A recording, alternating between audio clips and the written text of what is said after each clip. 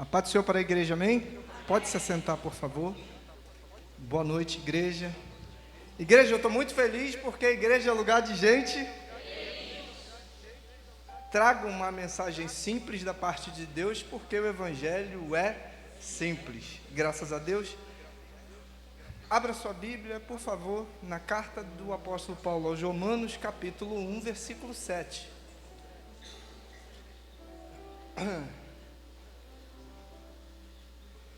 Enquanto você procura, vamos negociar aqui, igreja. Vocês podem me dar 15 minutos?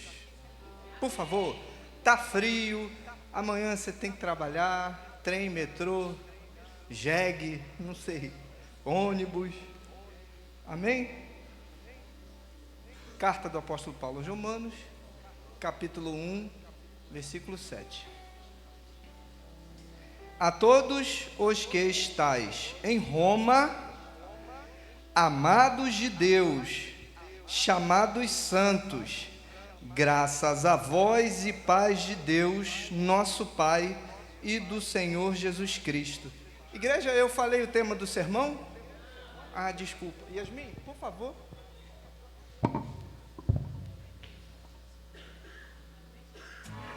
A Chapé Crente Produções apresenta Mixtape, a graça da garça.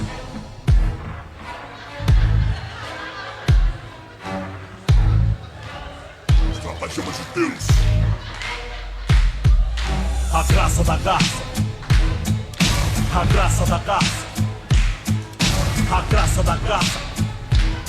A arte de viver em meia lama sem sujar as vestes. A graça da garça.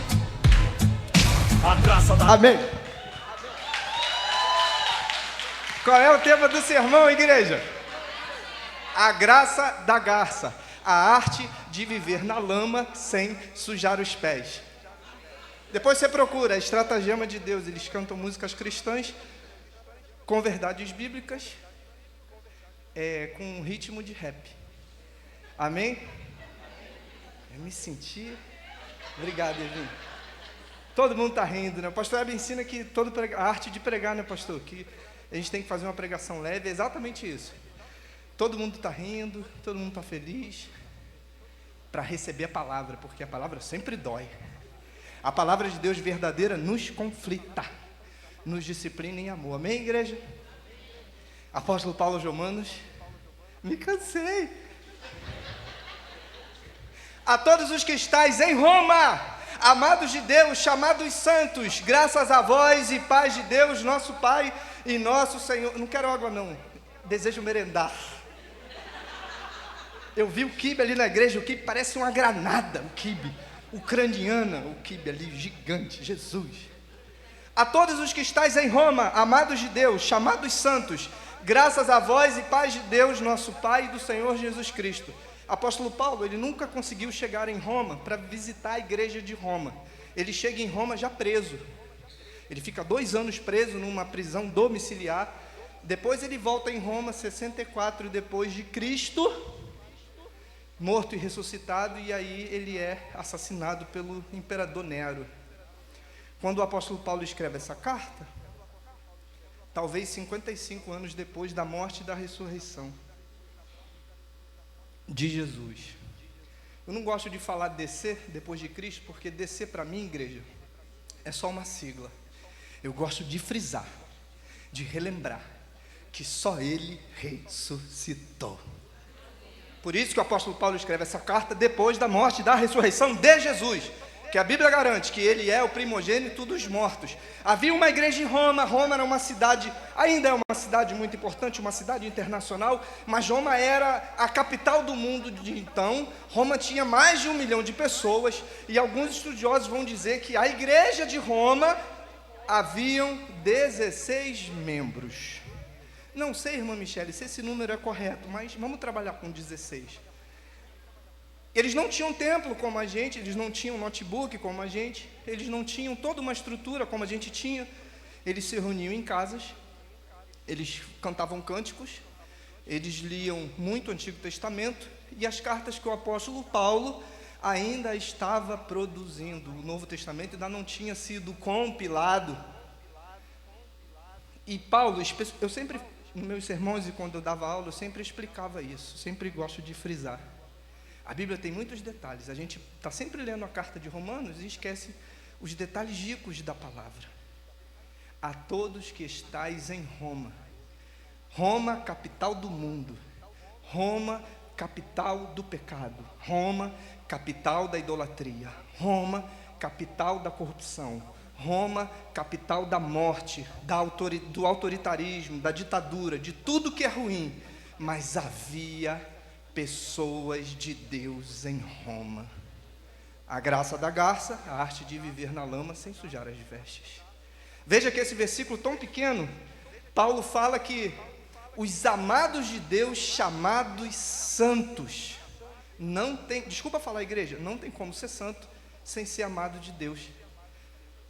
Provavelmente se eu só busco santidade sem me relacionar com Deus, eu sou só um religioso.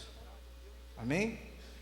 Aos amados de Deus, chamados santos, havia uma igreja, havia irmãos, havia irmãs cheios do Espírito Santo, no meio do pecado, vivendo numa cidade pecaminosa, no mundo corrompido, mas eles não se contaminavam por Roma. Eles não eram influenciados por Roma, eles influenciavam. A vida romana, imoral, imunda, suja, não penetrava no coração da igreja de Roma, porque eles eram amados de Deus e Deus os chamava santo, porque a santidade não é um crachá, não é um certificado na minha parede, não é um passaporte carimbado, não é uma carta presidencial assinada, é meu estilo de viver para glorificar o nome de Deus. Porque aqui é muito fácil, todo mundo é ovelha, gordinha, bonitinha, cheirosinha, branquinha, lavada com pênis. Mas lá fora o couro come, o bicho pega. E Roma era exatamente assim, e a gente não está diferente daquele povo. Eram só 16 pessoas há 1000 e poucos anos atrás, e hoje a gente está aqui. Roma é exatamente o mundo que a gente vive. Destruído, sem amor, cheio de pecado, iniquidade, lama, podridão, idolatria, imoralidade. Mas tem um povo que não vive mais em Roma e vive nesse mundo, que é amado por Deus. E Deus nos chama. Deus não me chama particular, pessoalmente, quando eu sou melhor do que vocês. Deus nos chama de santos. Tanta gente buscando título hoje em dia, tanta gente buscando marra, vaidade, títulos pessoais no esporte, na arte, na música. Mas existe um povo que vive em Roma, mas não se contamina com Roma, que se fica feliz, se sente completo ao ser chamado de santo por Deus. Amém, meus irmãos? E por que a garça? A gente vê no mundo dos esportes, né, Mário? Chicago Bulls, os Búfalos de Chicago, não é isso? Da NBA? Não sei o que, Patriots, da NFL, nomes bonitos. Mas por que a garça? A garça, ela é feia, igreja. A garça, não tem aqueles caras maromba assim, da academia, mas as pernas fininhas? Então, a garça, ela não chama atenção. A perna é frágil, as patinhas feinhas. A garça pisa na lama, talvez até o joelho, naquele deserto de pecado, de sujeira, de podridão. Ela é branca. Ela chama atenção pela sua pureza. Ela chama atenção pelo seu posicionamento. Enquanto o urubu e outros animais estão enxafurdados. Eu treinei a tarde toda para falar isso, Roger. Na lama e no pecado a garça pisa. O pecado está debaixo dos pés dela. Ela é branca, ela é alva, a luz do sol reflete em suas asas, e isso os inimigos se espantam. A graça da garça está exatamente nisso. Você, igreja de Jesus, Deus não vai te livrar do deserto, Deus não vai te livrar de momentos difíceis, de batalhas, não vai, mas Ele vai estar contigo para você se posicionar e ser santo e amado por Ele.